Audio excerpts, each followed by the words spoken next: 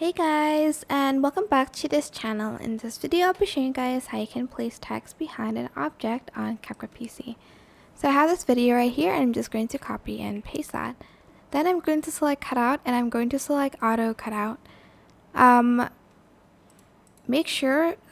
click on anything and make sure you go to modify and you have the free layer enabled and press save. Then I go to text and add in your text. You can type in anything you want, of course. I'm just going to type in beach.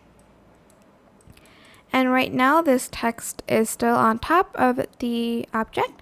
So I'm just going to drag it underneath like so. If you want to see a little bit clearer, you can add in a shadow if you'd like to, just a little bit. It's up to you.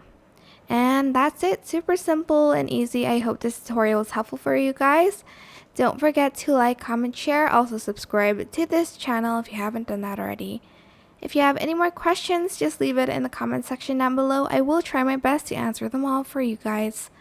And if you find this video helpful, please click the thanks button above the description box down below. Thank you so much for watching. Bye!